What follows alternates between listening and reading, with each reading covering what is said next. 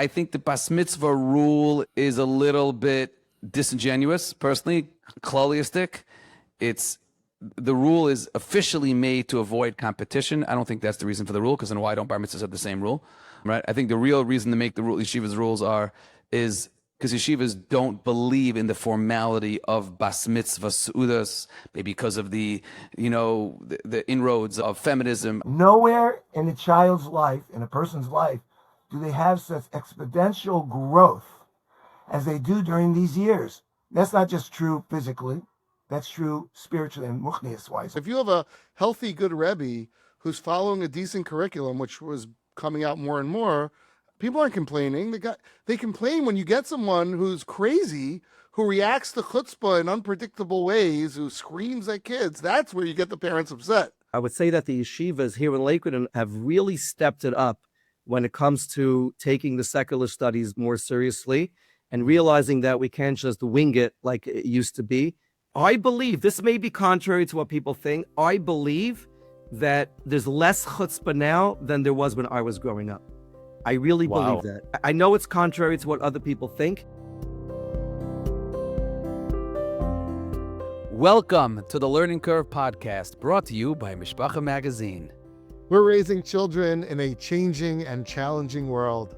So let's tackle the important issues facing families today.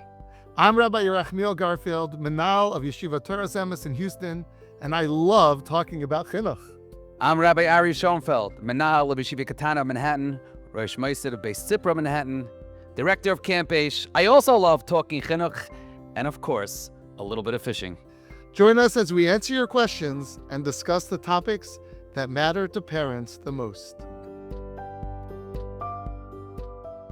Learning Curve listeners, we are excited to announce the newest release, Stories Told by Rav Kalman Krohn, Volume 5.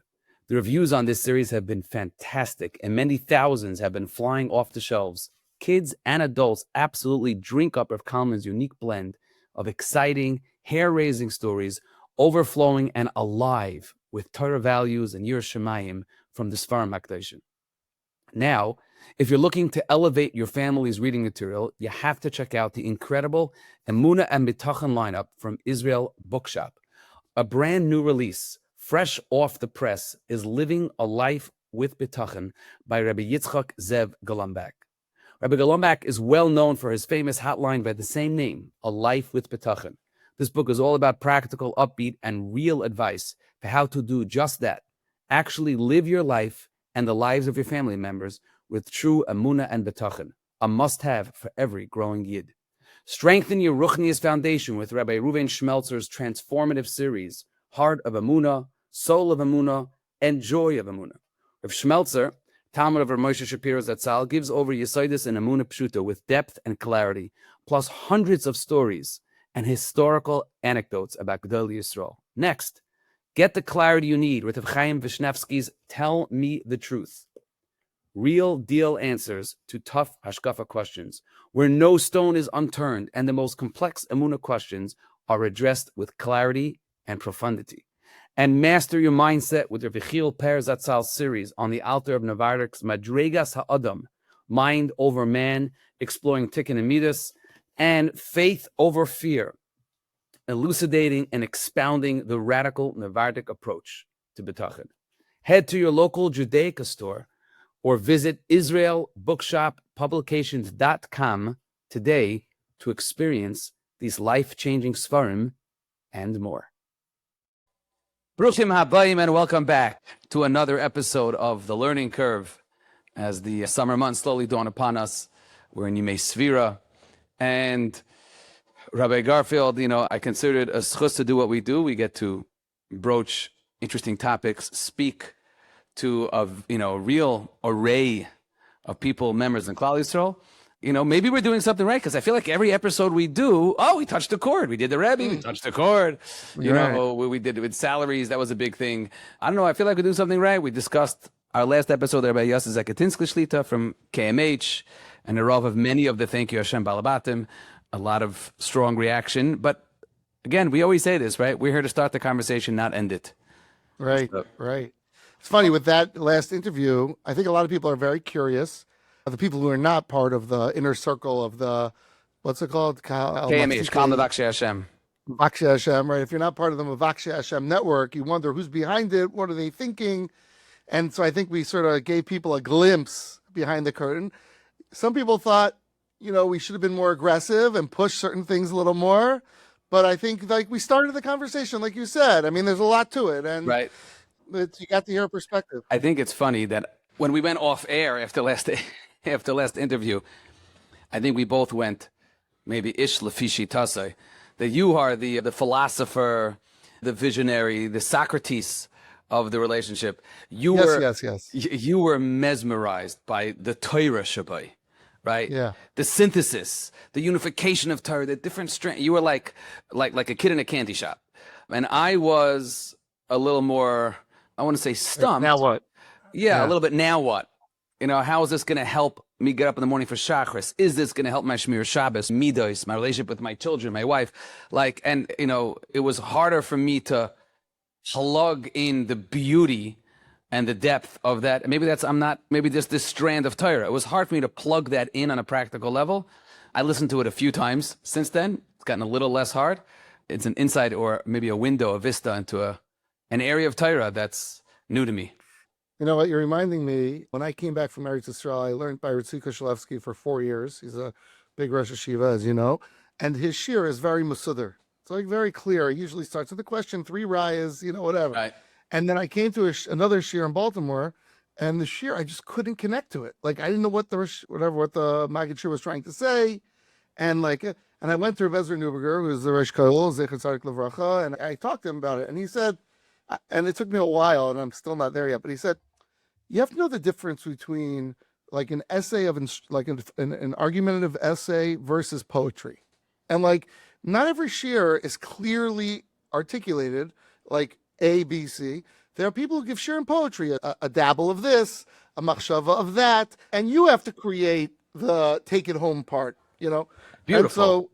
But when you're in the world of trying to use that in a practical way to improve lives, the poetry can sometimes get lost. That's all. Yeah. All right. But that was last. 100%. All right. 100%. So we have 2 audios to play, and then the big question with the music prompter. That's right. So the first audio is, you go first, and the first audio is for you. The second audio is for me. Press the button, Rabbi, whenever you would like. Okay, here we go. Okay, so here is my question. I think it has become pretty standard in many, many Beis Yaakovs that they have rules regarding who the girls are allowed to invite to their bas mitzvah, sometimes rules about where the bas mitzvah is, things like that. If my daughter gets invited to a bas mitzvah that is ignoring these rules, is it wrong to allow her to go? And it could be, meaning it's a bas mitzvah that might hashkafically be appropriate or hashkafically is in line with what I am okay with, but the bottom line is it's ignoring the school rules. Can I send my daughter to such a party? All right. Ooh. This is not a Houston problem, Baruch Hashem. We don't have any rules outside of school. And it's not a base Tzipra Manhattan problem because we don't have 6th graders yet. My answer only has 5th graders. Yes, my answer is 2 words. A 2-word answer. Ready? It depends. No? No. Ah. That's a good one. Be normal. Meaning like this. You shouldn't be the first one to violate the rule. First of all, I'm not sure if the rule is on the goer or the inviter. If the rule is you're not allowed to invite people, you don't violate that rule by going. You were invited. It's like makif and nikif, right? Yeah, you're giving a haircut. That's a loophole. That's a legal loophole. But going back to the Etzem thing, I would say there are a lot of school rules that no one follows, and why the schools make them is a different conversation. But if everyone goes, you don't have to tell your daughter the Garfield family is a rule follower while all of her friends are partying away. No. But if no one really goes, you shouldn't be from the first, from the Nachshon ben Aminadov of breaking the rule. Those are my thoughts. Yeah, I also think that, and this is just a parent talking, not all rules are created equal. The bas mitzvah rule is a rule that I struggle with. I have a daughter's bas mitzvah. We follow the school rules. And I have a daughter. Do all the girls coming follow up, the Connie, rules? I believe so. Yeah, I think so. It's pretty much followed in Passaic. Yeah, my daughter Connie's bas mitzvah coming up. In January, Mitzvah Shem. We plan on following the rules. I think the bas mitzvah rule is a little bit disingenuous, personally, kloliistic. It's the rule is officially made to avoid competition. I don't think that's the reason for the rule, because then why don't bar mitzvahs have the same rule, right? I think the real reason to make the rule, yeshivas rules is because yeshivas don't believe in the formality of bas mitzvah seudas, maybe because of the inroads of feminism. I think it's something that yeshivas are very uncomfortable with, the bas mitzvah shebang. And I think that's the yesod of the rule. I don't think the yesod of the rule is competition, because then I don't understand why bar mitzvahs would be any different. Right? There are some rules about bar mitzvahs, but they're different. Yeah, but those are usually, but those rules are much not the same as bas mitzvahs, right? In a lot of communities. Right. And so my point is, therefore, like, the spirit of the rule to me is really like, and like, so therefore, if my daughter is invited to a bas mitzvah and she's not going to get in trouble, as you said, right? If she's going to get in trouble, that's just a practical thing. Now, I think the other, just the nakuda to answer is, what do you tell your daughter? You're letting your daughter break the school rules. As a teacher, as a mother, my daughter has to wear a certain level socks because of the school rules. She can't wear this type of pony because of a school rule. She's not allowed to wear nail polish because of a school rule. Now I make a school rule, and now you tell me, oh, this school rule, Michal, this one, Sprinza, this we could break. That's the kasha. I think the mother is totally fine breaking the school rule. She's upset at the school rule, maybe. What does she tell her 12-year-old? I hear. I mean, I think, again, if everyone's breaking it, and it's like, what's the word? Dash tachas, what's the sprach? Dash back cover. Yeah, whatever. It's like done, it's a regularly done thing. Then I think you don't need to, you say, yeah, it's obviously a rule the school doesn't care about, No one does it. You're not nervous about this hypocrisy and creating this mixed messaging. I don't love it, but the alternative of saying you're staying home and all of our friends are going to the thing, that's in the say, and that's not fair to your kid. I think that option is not good. Rabbi Garfield, someone's going to go out to find the archives of the learning curve and find that you are a little bit contradicting yourself. You once had a debate. I said ask a Rav, remember? You didn't like that. We had a conversation about, going on family vacations against school rules. Yeah. And you wanted to go to the Rav, and you were upset about changing school rules. Like you're all of a sudden a little bit of a renegade. Me. What can I do? Go back. I think not all rules are created equal. I think I said that then. I stand up by that now. Okay. That sounds very slippery, but all right. The next one is for me. Yeah. Dear Learning Curve podcast, thank you so much for your amazing and consistent entertaining and educational content. I had a question for the Chosheва Baleha podcast. My son, who's in about 7th grade, is obsessed with a very well-known rabbinic figure that many people are machshav, but does not align with me or my family's hashkafa at all, and I feel very strongly about it. How should I navigate this with my son? Thank you very much.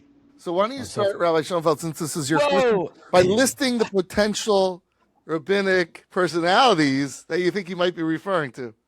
Go. Whoa, I feel like this was down to oh my gosh. See, this is the beauty of having this podcast produced by Mishpacha, because it's edited. I don't think Mishpacha magazine has ever edited up, content from us, Baruch Hashem.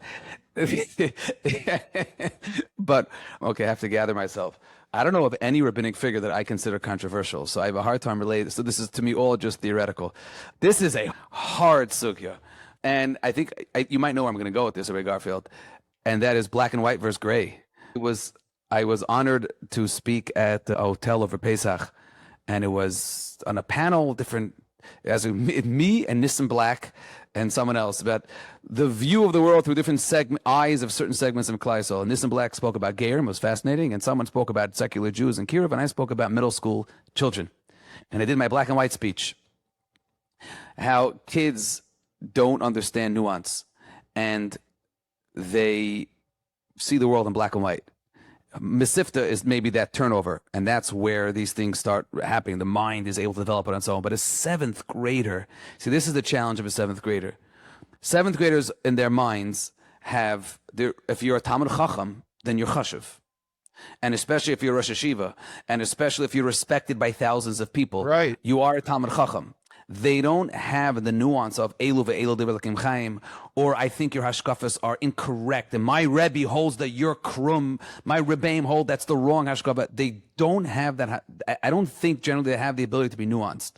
And so therefore, when your son comes home and says over that he loves a certain person that he's considered to be an Adam Chashuv, and you think this person is just wrong and not someone that you respect, you have to be very careful. I don't think that it's worth it. I'll say it like this. I don't think it's worth it for you to bash. I'm going to make the following assumption. The person that he is talking about is someone that is respected by many. And I didn't find this, random, it's a person that is respected by many that you think is not a person that should be respected, right? You feel very strong about it. I think that to a 7th grader, it's too risky. I think it's very hard for him to hear that knach. I don't agree with his hashkafas on Eretz Yisrael. I don't agree with his hashkafas on other inyanim and the way he deals with people. I don't think he's a bal middos. All of those type of things that you might think make him treif or not a person to follow. I think your son will be too confused. But my Rebbe, what are you talking about? But my Rebbe in yeshiva said over an amazing chashbah story about him. I'll get a little bit controversial, right? When Rabashkin was freed from jail, I was a Rebbe in yeshiva, right? Now, my personal hashkafa from my Rebbeim is that it's a complicated sugya. That's my personal hashkafa from my Rebbeim. That Klal Yisrael celebrating, I know this is going to, maybe Mishpacha will cut it, I hope not, that it's complicated, that it's complex. That's my personal hashkafa I have from my Rebbeim. For sure we get cut. Mishpacha. I will say that as a Rebbe, and I was a Rebbe, I remember when it happened, there were other Rebbeim in yeshiva were taking, I think, which was probably the more accepted approach, that it was an unadulterated simcha. It was a simcha of epic proportions to be celebrated by all, bar none, and therefore it was going on in yeshivas that way. It was to be celebrated that way in yeshiva, and I did not feel to my talmidim, even to my own young children, that it would behoove me to have a nuanced conversation about the complexities of the sugya that I felt were complex. I think that's a fair mashal. Is that a fair mashal? Yeah. To add, I think I might agree with you in a shocking turn of events. No, you're black and white chinuch. You agree with me on? In this case, I think it's hard to say. He's not but what I would do is, to whatever extent the hashkafa is that you find objectionable, find opportunities to address them without naming, the person. Meaning, if that person has the hashkafa, you said Eretz Yisrael. So let's say they're pro Eretz Yisrael, right? They're pro Eretz Yisrael. Yeah. But you feel like Zionism is dangerous or something. So then throw that into your, be more conscious about mentioning that without stating directly, I would just add that I grew up very, my father and I used to argue a lot when I was in my Fallsburg days, right? That was my Kitzoni days, fire. And my father, who was much more balanced than me, and he's a Lakewood Musmach, my father and me, and my point is, I don't want to say I came around, but I think today I'm very much in more nuanced, perhaps? A more nuanced approach. And what I mean, I wouldn't be so afraid. I think when your son's a Mesifta, this is a very different story. And that's a big challenge in Mesiftas, that certain Rebbeim and certain Mesiftas say things. Your son comes home from Mesifta saying things, and what do you do? But he's my son's Rebbe. This question was about elementary school, so therefore I'm not answering the Mesifta question, which I don't have an answer for. It's a choice you make when you send your son to certain yeshivas. But your son who's in 7th grade, he'll get the nuance. He'll get it. Your son, Mitzvah Shem, you'll have a long relationship with your child. You'll be able to get it in. But I think at 7th grade, when he first has to learn Chshivas HaTorah and wants to be a Talmid Chacham and Rebbeim, this Rosh Hashiva represents a little bit like the concept and the bigness of what it means to Rosh Hashiva. I wouldn't get caught up on the details. Your son will grow up. Would be my... Beautiful. Okay, I agree. All right. Now we're going to go to our spotlight guest. It's really great to bring a guest on that I've known for so long and have such a great relationship with. Rabbi Yaakov Schwartz is the Manal of TA and Talmudical Academy. I know it has a few different names. The Chavetz Chaim Talmudical Academy of Baltimore. Is that right? It's only been around for like 100 years. Get the name right? 108. 108. Oh, my. And Rabbi Schwartz has been the Manal of the middle school for 102 of those years, approximately, over 30 years. And so when we're talking about the question we're going to discuss, which is behavior in middle school, not only can you talk about what you're dealing with now, but you have the perspective to contrast it and trends and different things. So we wanted to bring someone in who's seen the full spectrum over time. And I know you also worked in camp. That's where I first met you. You were the head counselor at camp for a while back in the day. Camp? in Camp Javier, Baltimore, okay. Maryland.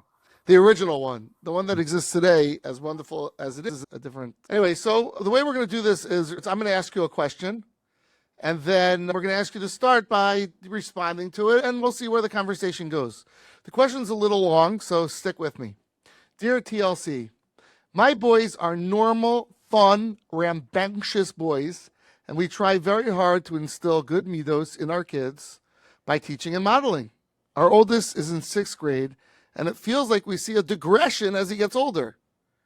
It feels counterintuitive. Shouldn't he be outgrowing this? This year we've had so many calls from the school, the afternoon teachers, the principal. His behavior in class is disruptive, not respectful. I know it's not him. It seems like the behaving kids are the outliers and not the misbehaviors. So what should I do, since talking about it with him and loss of privileges seems to be getting us nowhere? Well, first of all, I'm glad to hear that middle school children are the same everywhere. Right. Okay. Yeah, maybe this, one second, maybe this was a Baltimore parent. You don't know what this parent. Oh, It could be, but doubtful. They wouldn't be complaining if they were. right. Anyways, this is extremely typical. Can I share? I just want to share something that I tell the parents every year when they come in for a middle school meeting, and they come in with trepidation. The story actually took place about 25 years ago. A parent came in to meet about their son coming into middle school. This is actually before I used to meet with all the parents. They were coming in to meet with me because they were so nervous about middle school, everything they've heard about middle school and middle school children. So they came in my office with trepidation. I can tell you literally with trepidation. Right. What are we going to do? What are we going to do? Our son's coming to middle school. And this is what I told him, and I say this every year, and it's the emes. I said, the middle school years, those are the most beautiful years of your child's life until 120. And they're like, huh? What are you talking about? And I said, look at it like this. When your son comes in, he's 10 or 11 years old. He's a young boy. By the time he goes through 3 years of middle school, he's 13 or 14. He's a young man. Nowhere in a child's life, in a person's life, do they have such exponential growth as they do during these years. That's not just true physically. That's true spiritually and ruchnius-wise also. It's beautiful, the amount of growth that takes place. Of course, when growth takes place, things start popping out here and there. And that's why this questioner is having a great question, which is absolutely true. Our sons should be progressing, and instead, they're acting worse, quote unquote. Basically, I'm summarizing that. But that is actually normal because it's tremendous growth that a child doesn't even know what to do with. They're popping out. Just think of your child. Every 4 months, you have to buy a new pair of pants for him because he keeps on outstretching his pants, his shoes, everything, his clothing. That is absolutely true on a ruchnius level also. Hence, you're going to have issues. I don't care who the boy is. There's never been a middle schooler, quote unquote, that hasn't gone through some pains of growth. So how does a parent All know? works out in the end. So basically what you're saying is it's normal. Relax, right? It is normal. You have to deal with it. You can't ignore it. You don't want them going off the deep end. But even though it's normal, it must be dealt with. You must have structure for them. You must have boundaries for them. And you have to make sure that it's a balancing act. If you want, balance is always very difficult. You have a seesaw. If you want to sit on one end of the seesaw, the other end goes up. Sit on the other end goes up. How about if you want it to be balanced, normal? So you have to get in the middle. I don't know if you've ever tried it. If you ever tried to go in the middle of a seesaw, it's like really difficult to balance. Rabbi Schwartz, Rabbi Garfield said you've been in chinuch, he thought almost 102 years, but I think it's more like 34 years. I think you said 30 of those years you've been in middle school manal, right? All in TA of Baltimore, all in one place? Yes. Wow. I was in Atlanta before that for the first part of my chinuch career, but this basically has been here. I started out actually in ninth grade for 3 years, but after that, I moved into the middle school. Is there a, not just, yes, kids today are more chutzpahdik and azos, but is there a definable qualitative difference between, let's go back 20 years, between the 6th or 7th grader in the year 2003, post 9/11, and the boy in 2026? Is it a different bria, other than just saying it's 5 generations? I'm talking about like definable bullet points, or by and large the same Yesodistic challenges? I will tell you the same Yesodistic challenges, but the challenges are much different and they're much more difficult, to be honest. But the challenge, being challenged, and a child being not sure how he's going to grow and where he's going, that is the exact same. The problem nowadays is they have many more outlets, I'll call it, or other ways they can turn. That makes it more different. But the children are the same. If I make the following statement, true, false, somewhere in between, I mean, the more modern the school, the better behaved the middle schoolers are. Incorrect. Modern versus Yeshivish. Incorrect. Incorrect. Wow. Now, I'm not going to ask where TA falls. I know there's TA in Baltimore, there's TI in Baltimore, there's a Rabbi Shepherd's Yeshiva in Baltimore. I'm not going to do that. I'm going to stay way out of Baltimore politics. I think our listeners would view that as a massive Yiddish. We'll get to maybe Houston and Manhattan in a minute. Rabbi Schwartz, you don't see a correlation, not causation, but a correlation. The more modern yeshivas, middle school kids are less chutzpahdik, are more tame, are calmer, are better behaved than the more yeshivish, right-wing, Haredi, middle-aged students. I'm going to give you a chance to stand. They have different areas where I believe they're more challenged. And I want to go into that right now, but there are certain Behavior, which you would, say, oh, well, they're very chutzpahdik. But if you want to know about the middle school child, it's across the board. I've had teachers come in here. I'm not talking about teachers coming here. We're trying to hire staff. They will tell us the Pemale, and they have nothing to do with yeshivas. I will teach high school. I will teach elementary school gladly. I will not touch middle school. And it has nothing to do with whether they're in a yeshiva or a public school or anywhere else. It's a difficult age, period. You're not answering my question. Rabbi Garfield, how hard should I push back? Well, I would say like this. In our school, our mixed school in terms of yeshivish levels, we take data. Every time a child is sent to the office, we have a Google Doc, we put it in and whatever. So we could see where, who, where, and when and what is going on. It's a very useful tool. I suggest it to everybody. Because sometimes there'll be like one teacher that has like 60% of the referrals and you could blame the kids, but that's an indicator of something. So I would say, and I think we could agree that 80% or so of our referrals are in the afternoon in general studies. That is correct. Okay. So that's where the cultural respect for general studies will play a big role. If it's a family that feels that general studies is a critical part of the child's life, so then the odds are that the child is going to also have that value, and it will spread into their behavior and decision-making in response to this foreigner. However, if it's a family that embraces the foreigner and the values general studies, and wants their kids to do well, they'll behave better. So that's, I think, where Ari is getting at in terms of a cultural issue that often is reflected in chutzpah in school. Okay, so that is a specific thing which I was referring to. That's an area where our boys definitely struggle more than in you'll call it a modern school. It's true. Children in general can concentrate and dedicate themselves to one thing very well, and when other things come around, they could do it less well. And by yeshiva, obviously we want our top priority to be learning Torah, the Masorah of Torah, getting them ready to go to Masiftas, etc., etc. That automatically, unfortunately, makes being in Limudei Chol, I don't want to call it secondary, but it can't be concentrated the exact same as the morning. And that's just the mitzvah of being a human being. You can't concentrate on a lot of different things the exact same way for a long time.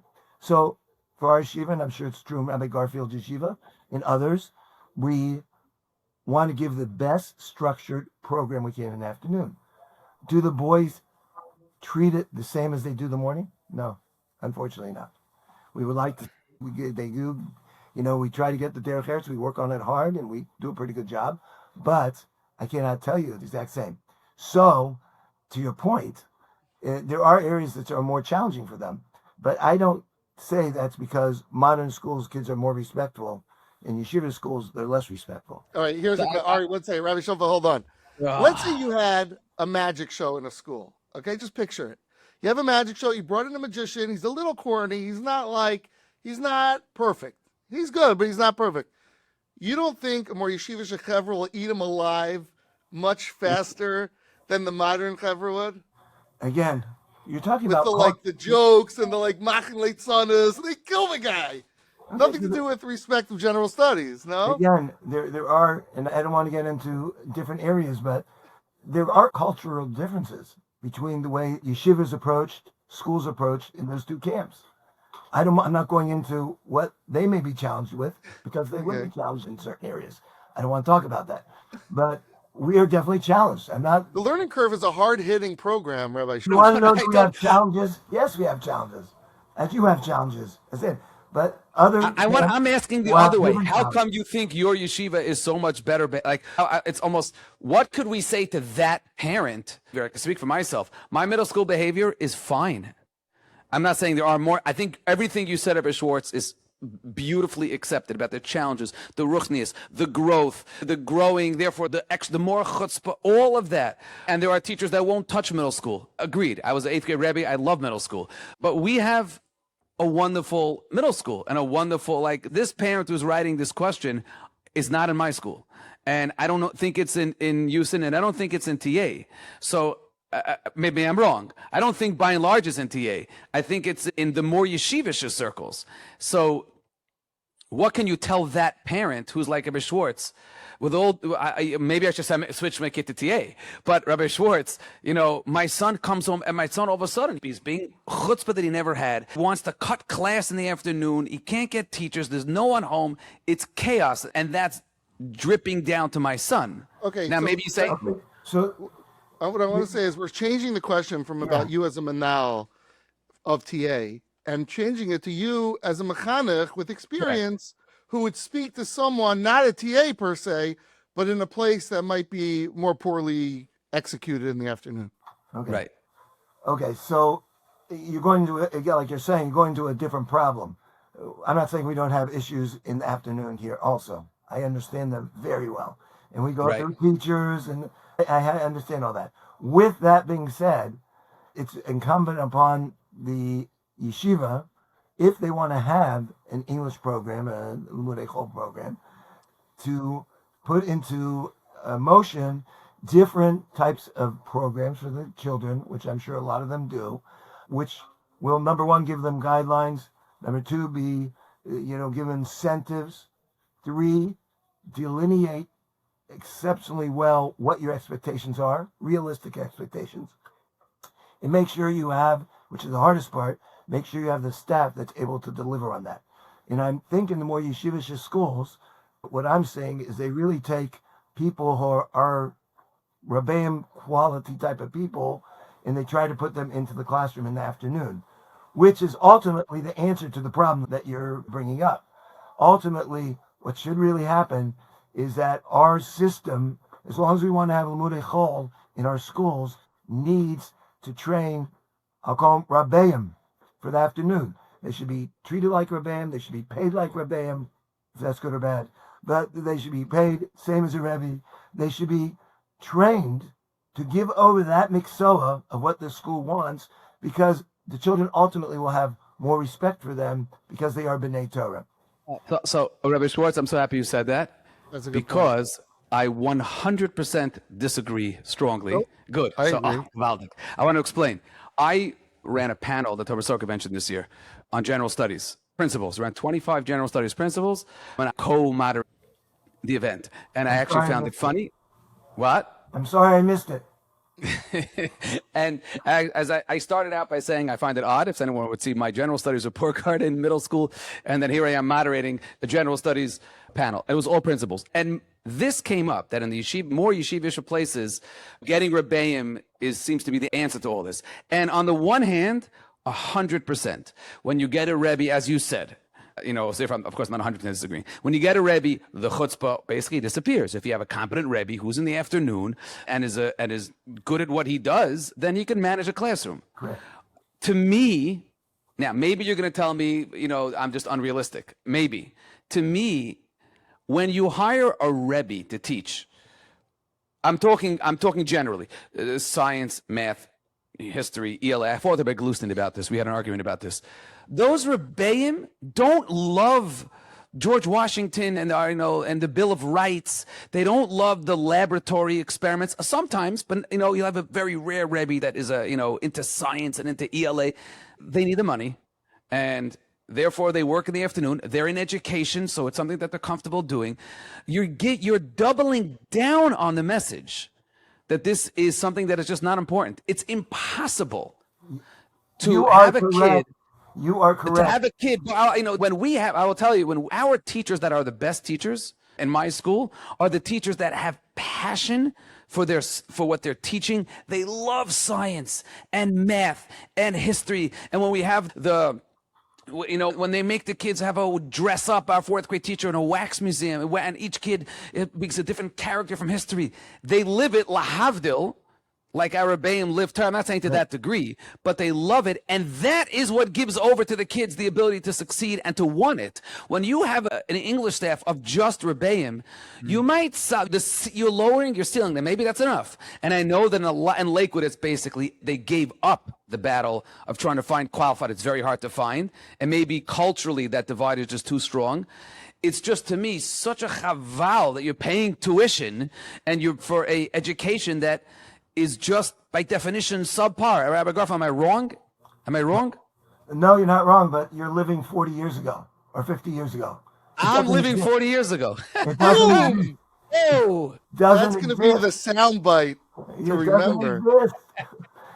First of all, you can find some good teachers sometimes, but there are not enough people out there in your category, what you're talking about, to be able to come into our yeshivas to teach.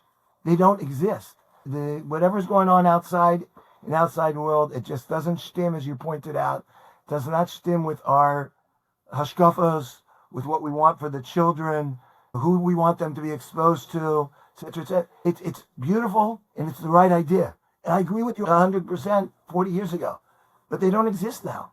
If it doesn't exist, then the parents have to realize that their expectations of general studies education has to change. The parent that, when I was a kid, we did book reports, and how come there's no homework? No, we can't find quality teachers that fit our culture. I don't think they're complaining about that. They're complaining about psychopaths teaching. But if you have a healthy, good Rebbe who's following a decent curriculum, which was coming out more and more, people aren't complaining. They complain when you get someone who's crazy, who reacts to chutzpah in unpredictable ways, who screams at kids. That's where you get the parents upset. No, they're complaining that the hallways are chaotic and the kids are running amok. And I'm saying the Rebbeim might have the right people, because they do not have the right people. If they had all Rebbeim, they wouldn't have that. They'd be in the classroom with normal people. So is that the answer? That in Muncie and Brooklyn and in Lakewood, just hire Rebbeim and everything's great? They can't be Rebbeim. They can't just be a Ben Torah teaching. We have to, as a community, we have to embrace these people as Rebbeim. It happens to be the Rebbe teaching math, but he's the Rebbe. We could call them Chol Rebbe. We have a Kodesh Rebbe and a Chol Rebbe. But that's already that's a big people. And calling them Rebbeim, you tell me that we should be calling our social studies teacher should be our Rebbe in social studies? Well, we do have Rebbeim. When a Rebbe teaches, what do you call him? I mean, we're not a Torah Umada podcast, but this sounds like Torah Umada, right? No, it's not Torah Umada. It's if you want your children to learn the disciplines of math and English, and this is what we have to do. We're not in the. Why do I need a Rebbe? Why can I have a rabbi that you respect? Why do you need a Rebbe? The word Rebbe, you just that gives it the heebie-jeebies. Okay, you want to call him a rabbi, you call him a rabbi. It has to be, the children have to understand who they're dealing with is not mechutz l'machane. Whatever it is. He's someone that you can respect as a person. I had a parent who called me recently who was in yeshiva and was complaining to me about the middle school in their son's yeshiva. And they want to pull their younger kids out of the yeshiva. And I said to the parent that, the Yeshivish kid is fire.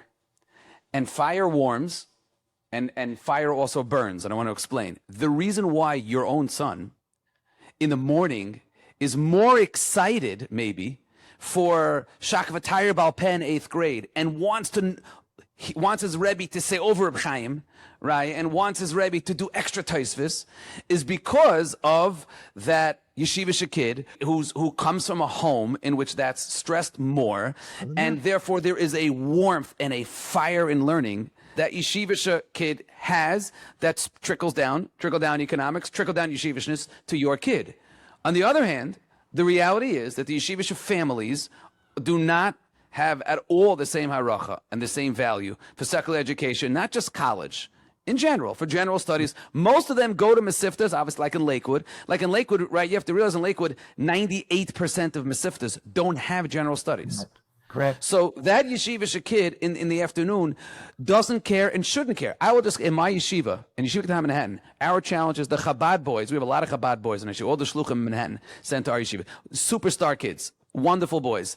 Chabad as a culture is fascinating. They're cultured and they do kiruv, but they don't have general studies in Mesifta and Chabad. So our boys, that is our quote-unquote yeshivish kid, the Chabad kid. When he gets to middle school, he gets a little smart and he says to himself, hey, whoa, why do I care about Algebra 1? My gosh, right? So that is a byproduct of you being in more of a yeshivish or right-wing environment, is your mornings will be more gishmak, and your simchas pesach she'evas and your purim mesibas, right? And your kid's esrig, he's going to want to buy a festa esrig, and he's going to care less about math. That's what you want. You want, but no, but then, we want from our children. We want to be excited about the learning.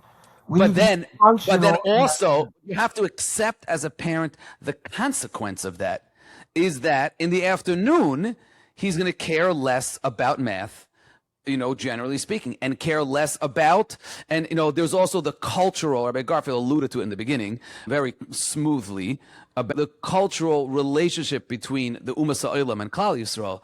And, I have a teacher in my school who has an Indian accent. She's one of the best teachers we have in school. She's wonderful. I can't imagine that would fly. You can't have a woman teacher. Well, they will not have women teachers in middle school. Forget India. They want to have a woman. Right. And let's say she was a man.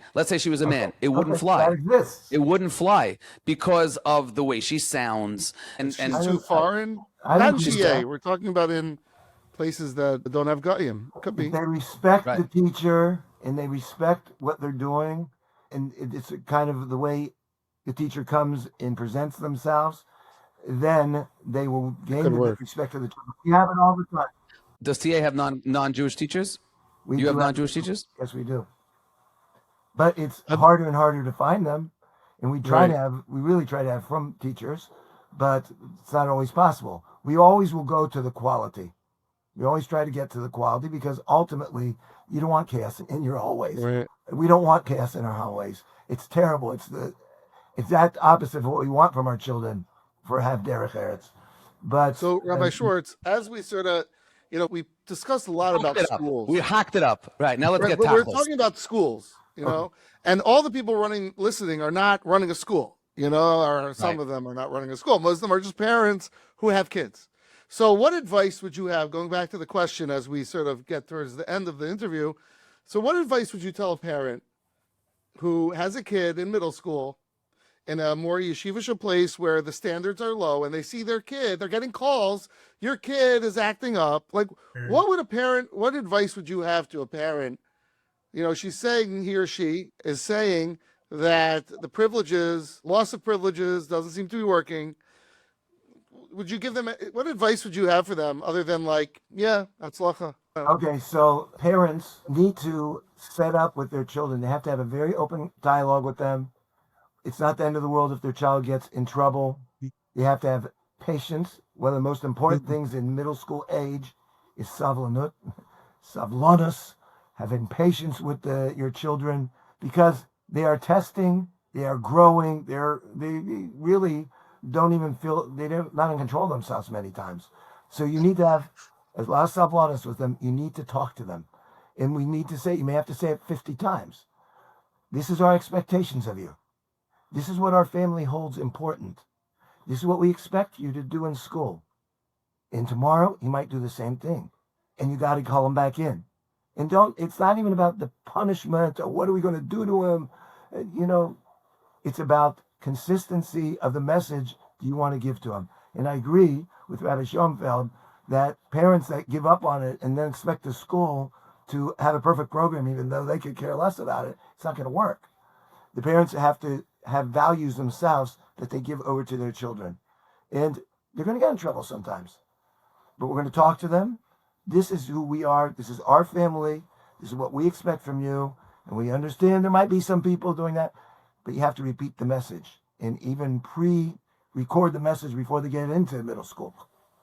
But this is what a parent has to do. And then they will be much more successful and a lot less frustrated. Yeah, I think our parents, all of us, we don't think through the importance of that message. Like we think general studies, okay, who cares? But kids can't, they need to hear from us that we do care, even though we do, and we do care. We just don't think of it in that way to articulate it. But like the reality is that all the parents care that their kid behave, that they spend their time well, that they don't be chutzpahdik. They wouldn't mind if they learn some math or English. I'm sure that is our value. They need it. They need it. By the Hasidic yeshivas, what do you think they're doing? I know somebody became a principal in the Hasidic yeshiva. They begged him to put in a good program because they need math and English.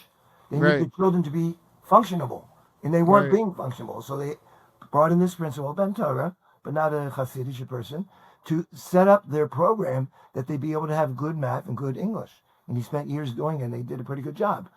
But believe me, that is probably even harder than what we would call our yeshivas. Right. But because they had to. It's important to us and it's important to our community. That I would just add that I think as a parent, you have to really figure out and do a little bit of detective search. Is this an issue that my son or daughter, son, not daughter, usually son, daughters also, but my child, is this an issue that my son is having because he's an adolescent and he's a budding teenager, and then, I have to take one approach? Or is the environment that he's in really not conducive? And I think that, you see, if you're in, there are plenty of very large yeshivas that have a struggle in middle school. And as a parent if I was a parent of a very large yeshiva and I really knew tachlis, the yeshiva is not going to solve it, there's just too many big things going on, I would be aggressive in trying to create my own, whether it's pulling him out for this period, like be very proactive. Don't just allow your son to sit through 3 years of middle school if you think it's not being successful. Pull him out of this, pull him out of that. These yeshivas are not going to fix it for you unless you fix it yourself. So I'm saying it's almost like tzvei dinim. If it's just your son is going through a typical adolescent struggle, then I think, Rabbi Schwartz, your point is spot on. I also think that sometimes you have to take a step back. Is this my son or is this his class? And if it's his class, I think parents should realize that they're the ones that are going to have to lead to try to get, things fixed. To add in one point about the middle school, a little bit to your point here, and you alluded to this, 8th grade is going to be the end of the adolescent education in mathematics, English, science, and social studies for most of these kids. Because most of the Mesiftas, as you're pointing out, in Lakewood, almost 100% not, but even the Mesiftas that have English, it's, our children, I just know, go way beyond. They're well prepared and they have done more through 8th grade than a lot of Mesiftas are doing, during the 50 years. So it's important for the parent also to take this time seriously, because it will be probably the last time they'll have formal education in this way until they want to move to the next level, whatever that might be. All right, Rabbi Schwartz, thank you so much. It's always great to spend time together, and we really appreciate you coming on and talking to us about your thoughts. It's great seeing you. Nice meeting you, Rabbi Schonfeld. It is now our pleasure to welcome to the Learning Curve an esteemed colleague of mine, of ours, Rabbi Yaakov Feldman. I met Rabbi Feldman almost 20 years ago in Camp Rome when we worked together. Rabbi Feldman is still there as division head, but more during the year. And his main job is the Manahel at Yeshiva First Torah in Lakewood, a yeshiva of over 400 boys. He's been the Manahel there for 13 years. So middle school, the question we're about to ask, middle school children, middos tovos, Rabbi Feldman, Yeshiva First Torah of Lakewood, welcome aboard. Hi, Rabbi and Rabbi Chmiel. First of all, I just want to preface this by saying that Ari, Camp Romamu's loss is Camp Aish's gain. But Baruch Hashem, we learned how to beat you at something this past summer. I think you know what that is. Baseball, not basketball. Oh, baseball. Got me scared. Yes, Miel, your reputation precedes you in many areas. You're big Mandi Amar, even here in Lakewood. We reach you here all the way here in Lakewood. Wow. And wow. I have to tell my mother-in-law about that one. That's like next level. Let her know. Yeah. But I just want to say that I came to Lakewood. I started off as a very young person. At the age of 27, I became a principal. And I just give a big yashakayach to my boss, the dean of Yeshiva First Torah, Rabbi Yisrael Gelbwax, who was a visionary. And after the Cheder and Satmar had opened up in Lakewood, he was the third yeshiva to open up in Lakewood, Yeshiva First Torah, which has been around for what are there now? Like years. At least 7 in Lakewood now, yeshivas, There right? might be between 7 and 100. Yeah. and so Baruch Hashem, I was able to be yoinik from the old-time mechanchim and still are to an extent. I don't want our viewers to get confused. Rabbi Feldman said he came to Lakewood at 27, and I said you've been the Manal there for 13 years. So lest someone think that they could do the math, you did not start out as the full Manal. You were there beforehand. Lakewood is not known for math. However, I will tell you that I have an interesting path. I started off as an English principal first, and then I slid over into the morning as well to assist Rabbi Gelbwax. So, that was my path to where I am now, Baruch Hashem. Beautiful. Yeah. All right, so we have a question that was submitted that, will open up the conversation about behavior and really specifically middle school boys. So I'll read the question to you and you could react and we'll take it from there. Dear TLC, my boys are normal, fun, rambunctious boys, and we try very hard to instill good middos in our kids by teaching and modeling. Our oldest is in 6th grade, and it feels like we see a digression as he gets older. It feels counterintuitive. Shouldn't he be outgrowing this? This year, we've had many calls from his afternoon teachers and principal. His behavior in class is just disruptive and not respectful. And I know it's not him, not just him. It seems like behaving kids are the outliers, not the misbehaviors. So what should I do, since talking about it with him and loss of privileges seem to be getting us nowhere? Well, okay, so I just want to preface by saying that many times I get phone calls or people meet me in shul and they ask me questions about what should they do with situations they're having in their school. So we have to say first off the bat that I don't know all the extenuating circumstances over here. I don't know the school culture. I don't know the home. I don't know really what the boy is doing. I haven't seen it firsthand. I don't know the parents. I don't know the teacher. I don't know the Menalim. So I always tell people that unless I'm speaking to both sides, I don't like to give advice because that could get us into a lot of trouble and we don't always know the truth. But what maybe we could do is we could discuss various factors that apply that we see in this question. And it could be productive to maybe many people that have a child in the same situation. And maybe some of what we're discussing could pertain to what's going on with this question over here. So one of the first thing I want to jump on right away is that you said in the letter that shouldn't he be outgrowing this? And I want to jump on that first. I don't want to say a big fat no. Your child is getting to 6th grade, and I think every parent knows that something happens at that age that didn't happen until now. And first of all, his body is changing. Puberty's kicking in. And there's an interesting thing that I saw it's brought down by different Gedalim. The Sephardic speaks about it, the Malbim speaks about it, that when it says in the Torah, Al Kain Yazev Ish as Imai as Aviv and he gets married, these Mefarshim say that really that process starts in the teenage years. That Wow. we all know that every child thinks his father is the best. You know, my father's stronger than you, and my father just is like Superman. That's really how every kid thinks about his father. But at some point that changes. And the Mefarshim say that the reason why that changes is that in order for a child to have independence on his own, the process needs to start. That he starts testing boundaries, getting out in the world, seeing new things, and pushing back. And what we call rebelling is really a boy starting to assert his own independence. I was mamish walking to shul this past Shabbos, and I met a father that was frustrated outside the shul, and he said, I don't understand my sons. They know I'm waiting for them. How could it be that they're just taking their time and they're doing what they're doing? So I told him, I quoted him this, that Al Kain Yeshivish, and the process is starting now. And he had a big nechama from it. So I think that at this age, at the age of around 12, is when things start changing and we see things happening. Now, that's not the only thing. There's a reason they start learning Gemara and Havana in 6th grade. They learn Gemara in 5th grade, but Havana in Gemara really kicks in 6th grade because their brain and the neurons are always, from a young child, they're changing and they're making connections. That's really when we see Havana. If you would ask a Manal or a Rebbe, when do we start seeing Havana issues? It's typically around 6th grade.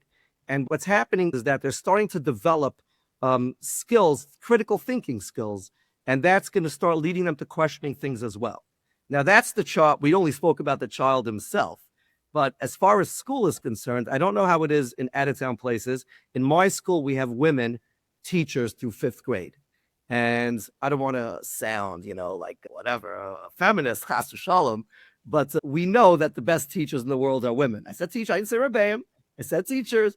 So typically boys will behave in English through when they have women through grade 5. In grade 6, the schedule changes. The boys are older. Now they start having men teacher. They feel they're more chal. They feel they're more chashav. So things You start won't happening. have women teachers? You won't have women teachers once you start 6th grade? Is that a hadracha from a gadol? Is that just school policy? DFARN doesn't work. Where's that from? Just curious. So I believe I've heard quoted, I didn't speak to him directly, that Shmuel Kamenetsky said that through grade 5, it's okay to have women teachers. If it was up to me, and if it wasn't a hashkafa or a halacha question, I would probably try to do it through grade 7 or grade 8. But Lamaisa, So there's no such thing in Lakewood. There's no such thing as Lakewood as someone having an English teacher that's a female after 5th grade? no. As a matter of fact, at this point in Lakewood, we might be the only school that still has grade 5 women teachers. Yeah. Wow. So Okay. yeah. So what's going on over here is that, and we also see, by the way, in a personalities, boys that have been very quiet until that age, they open up and they start, all of a sudden, they start developing relationships and friends. And I think another nakuda is that at this age, boys start caring more about what their friends think about them than necessarily what their parents think about them. And that nakuda of, I want to impress my friends, can factor in a classroom also when they see the popular kid or the cool kid speaking out and acting out. It may cause them to join in their own way. They may not, I've dealt with many boys that they're not good at it, but they try to do it. And then it manifests itself in one way or another, but it's something that has to be addressed. So I think that this age, what this questioner said that, what do you mean? This age, they should be growing up. Just the opposite. We all know that 6th and 7th grade, I said 6 and 7, shouldn't have said that, are ages where we see a little bit of a dip. I think professionals will tell you that grade 7 and grade 10 may be the hardest grades to teach. And I think your son is entering into that right now. So that's that factor. That's just from the boys' POV of what's going on. I didn't even touch the school. I didn't touch the home piece. But I think that they should just know that when they said, shouldn't he be outgrowing this? The answer is a big fat no. Rabbi Feldman, you're describing, and I agree with everything you're saying, the change that happens really globally to any middle school boy, maybe even girl, but discussing boys now. Is there, in your mind, that you're in Lakewood, right? Lakewood is obviously a very large town, but is there any correlation, or do you see any difference between the behavior and the middos of a middle? I mean, I know you have a little bit of an interesting viewpoint between the more yeshivish kid and the less yeshivish kid in terms of the middos and the behavior in middle school? So with that smirk on your face, I see that you're trying to set me up, and I'm not falling into a trap over here. I'm not doing that. But I will tell you, I'm an out-of-towner. I grew up in Toronto, and this is something we think about I've thought about this for many years, growing up in a yeshivish community versus growing up in an out-of-town community.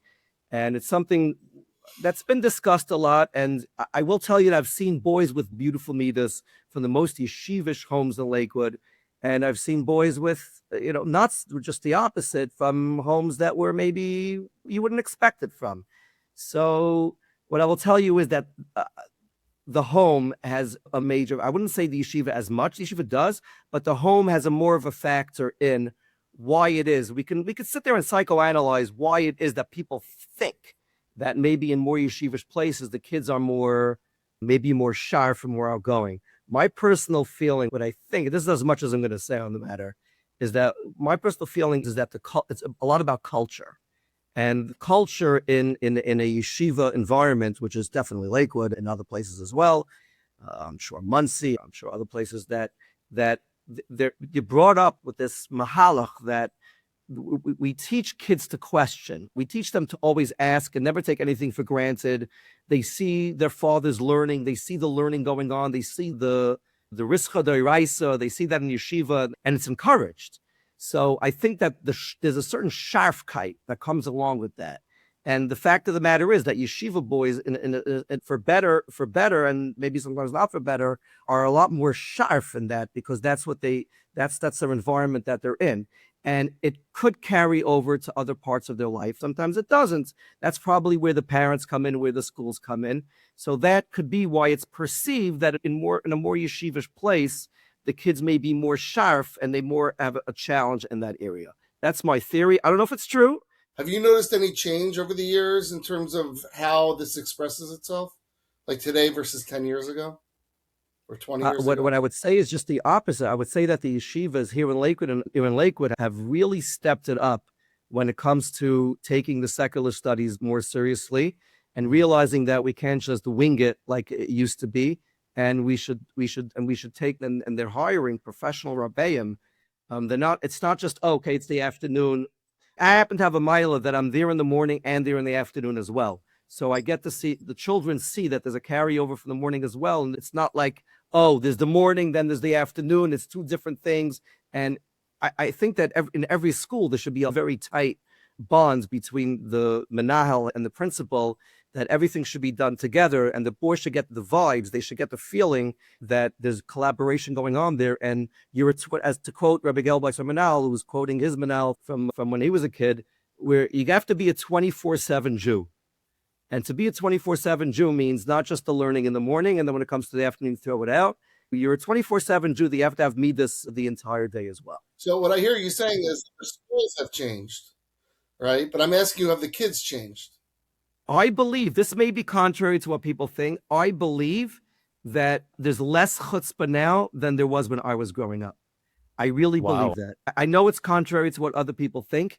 And when you discuss the word chutzpah, obviously all the mechanchim will jump in and say, is there chutzpah, is there not? If Steinman has this famous zug that there's really no such thing as chutzpah, I agree. It's not easy to understand, but the more you think about it, the more you realize that there's a lot of truth to that.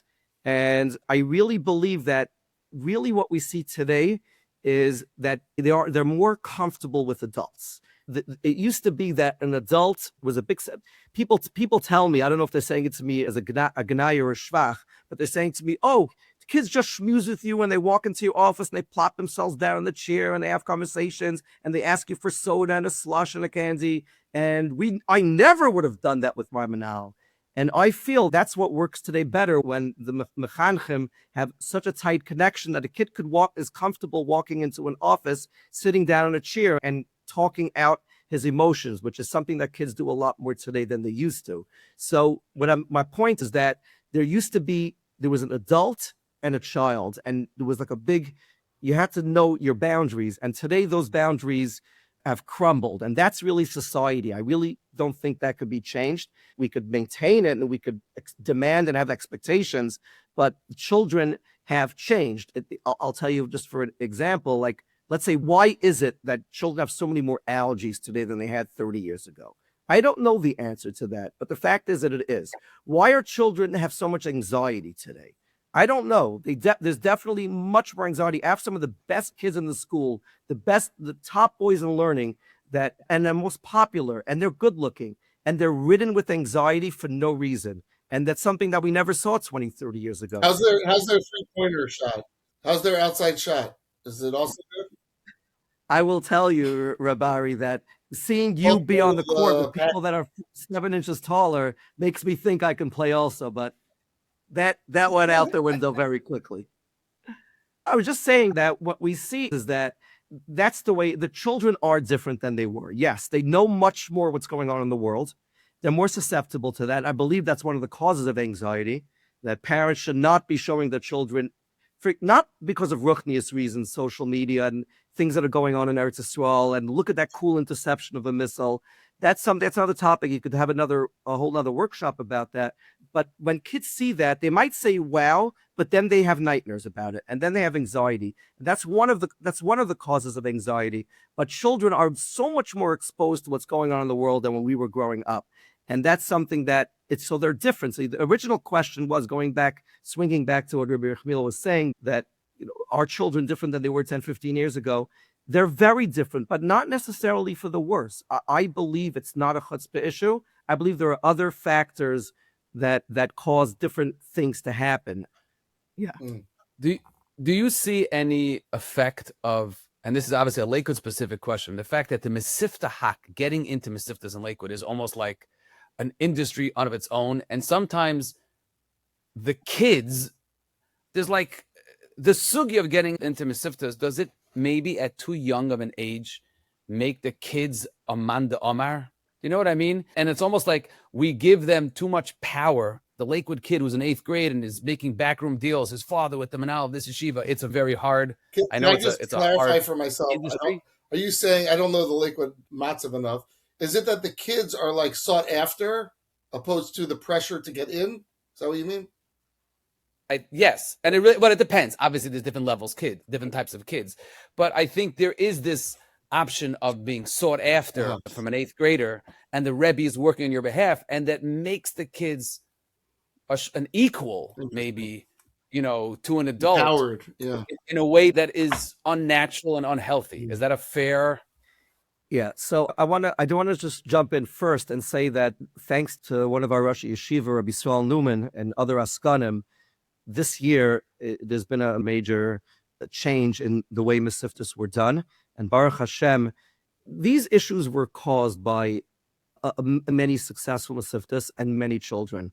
There's no fault to be distributed over here. When you're talking about 60, 70 Mesivtas in Lakewood, and a pot of a few hundred children, everybody wants to get what they want to get, and they have their reputation of the yeshiva, and they want to get the best buffer. And it's very hard to tell yeshivas that they could or that they can't pursue certain children. This is their ma'aseh. But Baruch Hashem, everything changed this year, and following the Rosh Yeshiva Shlit, Rabbi Yisrael Newman, everyone shut down, and there was no fahers, there was no taking in back doors, as far as I know. And there was a lot of cooperation between the Mesivtas and elementary school to curtail that. But if that would happen, as it did in the past, yes, that could cause gaiva in children, and then the opposite, like you said before, Birchmiel, that it causes a lot of stress in children of that age that are dealing with. Let's just say it like this. When I went to my Faher and when I went to Yeshiva, I told the Rosh Yeshiva on the Faher, I like learning Navi more than I like learning Gemara. And I still got into yeshiva. Imagine saying that to a Talmud Bavar, and then imagine saying that now. I don't know. I would end up in public school. So that the pressure. Now the pressure does have bias also, like many things. The learning in 8th grade here in Lakewood is off the charts. The boys come into 8th grade and they're learning, and every kid has a chavrusa and they're steiging. But yes, if you want to know that it causes pressure, it absolutely does. Can every kid handle it? Absolutely not. It's a problem. It's a problem, but that we're still working on, and Baruch Hashem this year did get a lot better. But the letter really was a grade 6 type of letter. It wasn't really an 8th grade type of thing. Yeah. Right. Well, so getting Right. back to the letter as we sort of wrap up soon. So what would you tell a Yeah. parent in this situation? Like their kid's going to school, they see a regression in their behavior, and they're getting calls from the school, and like they sort of feel like it's a avalanche of challenge in terms of getting their kid to behave. Right. So there's three. I would say there's 3 different areas that have to be touched over here. There's the child himself, there's the home piece, and then there's a school piece. I would say, to be concise, that as far as the child himself goes, screaming at your child and punishing him is not going to work. And I don't even think that I'm a new age mechanech to say that, because just ask any parents. When was the last time you screamed at your child and all of a sudden he's changed forever? Let's ask It Rabbi may work for Schonfeld. 24 That's a great hours. question. Rabbi Schonfeld, when was the last time I'm joking. Go ahead, continue. So screaming at your child and threatening him and taking away things is not, and arguing with him, it's not a long-term solution. It's at best a 24, 48-hour solution, and it's not good for your relationship with your child, and it's not going to cure the problem. So as far as what's going on with you, as far as what's going on with your son at home, that's definitely not the right approach. And I'm going to throw it in the side over here that parents, it sounds like from this letter, because in the letter, it seems like the behaving kids are the outliers, not the misbehaviors. And that's a very important fact, because this kid is going to say, but everyone in my class is doing it. I'm not the only one. And how do you expect me to behave when other kids aren't behaving either? So you have to, when you analyze that letter carefully, it seems that, and that might be a problem you may have anywhere, that the boy is going to answer you back. Other kids are. What are you screaming at me for? Why are you picking on me? Picking on me, right? So what I would say is, first of all, the parents, just as an aside, should never glorify what they did when they were kids in schools. And they shouldn't make it look like it's chashuv and oh, when I was a kid, this is what I did. People like to say that stuff. They should never do that. They should express disapproval, disappointment. We don't act that way. And I'm disappointed that's how you're acting. But that's a very small piece. That's just them at home. I think the more important piece is the relationship with the school. And you have to be proactive, and they have to open up lines of communication with the school. And there's an art to this. And I believe that you give workshops on how to talk properly to a school, and vice versa, by the way, how a school could talk properly to a parent to get results. So what I feel over here that a parent should do in such a situation or a similar situation is to be proactive and to do it face to face. I would say that if a parent would request a meeting with the school in a polite way and come down, we all know there's a certain empathy that when you're standing in front of another human being and it's not done over the phone, things get done much better that way. That's PTA is priceless because of that. So I think that there should definitely be a meeting. They should come down to the school. And I talk about this for a long time, but I would point out that you should walk into the meeting first without your son, and you should ask the principal for help. You should go ahead and say, yes, we have a problem. I need your guidance. And when you're turning to the mechanchim that you trusted your child with and you ask them for guidance, now the shoe is on the other foot. Now you're getting them to try to brainstorm with you. They're not against you, they're with you. Now that's just part of any type of meeting that should be whichever way you go. So I think that they should really ask, like, this is the situation. My son is saying there are other boys in the class that are acting up. And you could bring cases. You could do the teacher said this, the kids are doing this. I need your help. I want to help. I'm here for you. I'm with you. And let's talk about it. So if this kid has weakness academically, which I don't know is the case over here, you can ask a teacher to modify the work. You can ask the teacher you can speak to the teacher and ask the teacher to take a personal interest in him, maybe give him a job to do, make him feel special. It's an interesting thing that we always know that that a child doing for you actually makes him want to do more for you and want to like you more. So when you give him a job to do, when you give him errands, or you make him, in my yeshiva, what I'll do is I'll have a child in charge of the popcorn machine, which we use as an incentive. I have a slush machine in school, which spread to a lot of schools, Baruch Hashem. So there's children that I give that job, that they're in charge of giving out the slush whenever we do that. I have children that are in charge of, let's say, the video machines. When the teacher is showing a video, they're in charge of turning it on and off. And if you give a boy responsibility, a lot of times by giving a child responsibility, he mans up and he wants to live up to what your expectations of him are. So I think raising expectations in a child and these special privileges will definitely help. Those are just small things that I'm saying. I still agree that zero tolerance is a must when it comes to chutzpah or to acting up. But Is I'm that just the parent saying or the that, school? Who are you? No, I'm yeah, serious. right. Do you mean the parent or the school? Everyone, zero tolerance to the child, and it has to be a message that's given over by such a meeting. We've done contracts with the child, which if you give in a contract, you're going to have a list of expectations, and what you're going to have is that if there's a breach of contract, then there's a consequence. And I will say that if the consequence is kept to, then the children will see that it's carried out. We have, let's say, something that we did last week, which was 2 classes had the rights to earn a baseball game in a park that we have across the street. And we got permits for it, etc. And one class earned it, and the other class didn't behave as well. And they begged me the next day, we'll be good. Can we just have it? And I said to the teacher, wanted to give it to them. And I said to the teacher, the answer is no. They have to see that if there's a consequence, it's carried out, happens. And then the rest of the week, they've been perfect because they saw that they want to get it for the next time and they want to do it. So I have to ask one more question, and that is, please. I know what's coming. We're going to have this podcast be aired, and it's a wonderful conversation, and there's wonderful answers, and we're back and they're going to forth. want slush machines. They're going to want No, slush they're not going to machines. want slush machines. No, I'm going to get at least 5 emails from people who live in Lakewood, who live in Muncie, who live in Brooklyn, Chas v'shalom, not none of my Manhattan parents. And they are like, I don't know who you interviewed. I don't know who Rabbi Feldman is.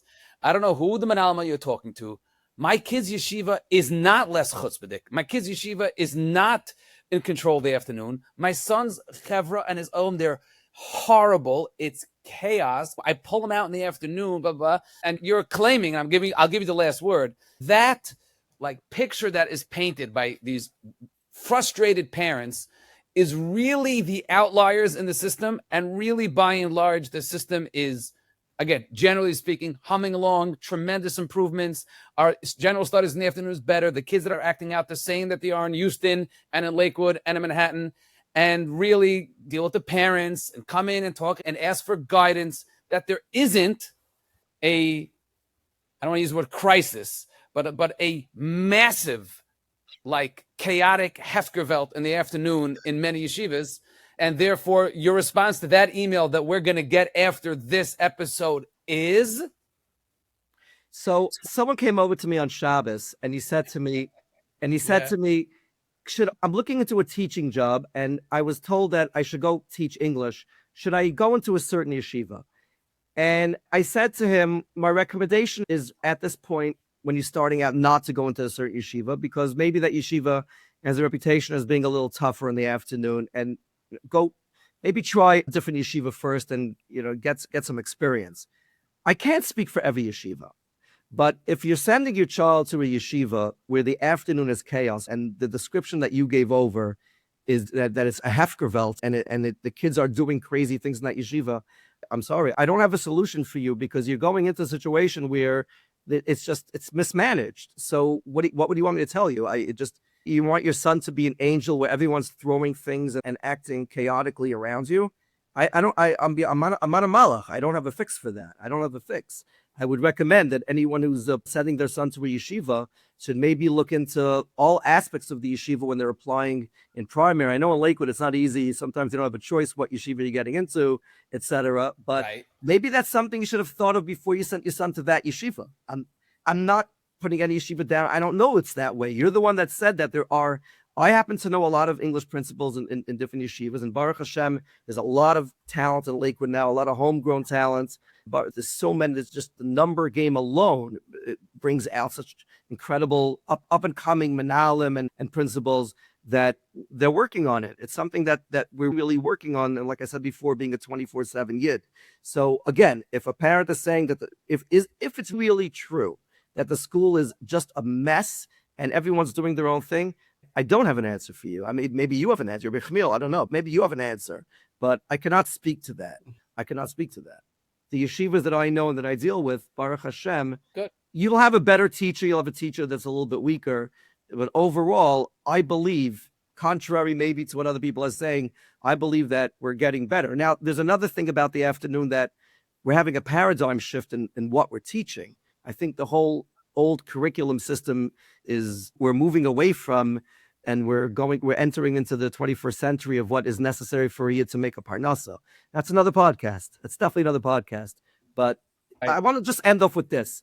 If the teacher is an interesting teacher and the teacher has respect for his talmidim, and that's something we did not speak about, but respect is key. We know Rav Yaakov Kamenetsky was the one who brought that to America, respecting a child, and there's so many stories of what he's done, playing ball with a child, talking to a child like he's an adult. If that's followed, if a rebbe or a teacher is machshav a child and speaks to the child with respect, the child will echo that and will respond in kind. That's something that's very important. And if that's done, then you're going to see a lot of success from the children. Well, Rabbi Feldman, thank you. You gave a really great perspective on this. And I think the fact that you were a general studies principal before you were a Manal I am. Still am. Asset. Are you still the general studies principal? Yeah. So I think that one of the miles that I have is that I'm there in the morning and in the afternoon, and the boys don't. I thought you were just there in the afternoon. I didn't realize you're also. No, I'm on the. I'm working. Amish could bring a perspective that's really helpful. And I think what you're saying is the parents don't give up. Get in it, get in the game. Don't blame. Don't look for others to blame, but participate. So we thank you so much for joining. More than just not giving up. I think they should be proactive and meet with the teacher, meet with the school, come up with ideas, create a contract. In the contract, there's incentives as well. You definitely put incentives in there as well. There's a boy going to Aish this summer that in the contract it says if he doesn't do certain things, we're not letting him go to camp. So, Wow. Well, Rabbi Feldman, thank you so much for coming. We really enjoyed having you. It was a big schluss to be part of this podcast where we've heard so much about, and being in the presence of great mechanchim like you. I hope to be in touch with you again one day. And obviously, we only touched on a bunch of subjects. There's a lot of other topics that could be covered a lot more thoroughly. Sure. Thank you. All the best. All right. So we really got different perspectives on this hot topic. What did you think? Are you buying it, Rabbi Schonfeld? As I mentioned to Rabbi Schwartz, who we interviewed, that I did run a panel at Torah Convention this year with around 25 general studies principles. And to echo what Rabbi Feldman said, I do think that there's been tremendous strides and effort, real intentional effort made by yeshivas to come up with creative ways, to come up with financially, possible ways in the afternoon to make the afternoon better. Right. I still think that there are parents listening to this and are throwing tomatoes at their car screen or whatever, device, whatever they're listening to on, because of the fact that there still is a fundamental challenge, of course, middle school, but it seems to me, with all due respect to Rabbi Feldman and to, that the more rischa de oraisa, maybe it's supposed to be that way. It's harder to expect kids. It seems to me the more, right-wing yeshivish, far from you get, the more challenging it is to have the kids with derech and menschlichkeit and middos in the afternoon. And I'm not blaming necessarily the kids and the culture. Sometimes it's just harder to get teachers in such an environment. Sometimes the expectations are less. I definitely, that's the anecdotal, I think, push back from parents. But listen, we spoke to Manalim that are in the field for 25 years, that are Baltimore and Lakewood, and they're very proud of the work that's being done in middle school. So gewaldig, and ashreichem that there's at least real effort being made. There's no question that in the last 3 years, I know Torah Masara hired someone, Rabbi Yochanan Sherman, just for this. I think they have someone whose full-time job is building general studies in the yeshivas. It's become the amount of curriculum. I remember the yeshiva from Baltimore, of Aaron Feldman, maybe 10 years ago at the Torah Masara Convention, made a whole asifa of Manalim to talk about general studies, and how he felt he was more coming from updating the curriculum than the behavior. But the point is, it's been a focus. It's really become a focus. So, Mitzvah Hashem, we'll keep, we'll just get better and better. And give over the value of taking it seriously, which I think is becoming so standard. Like,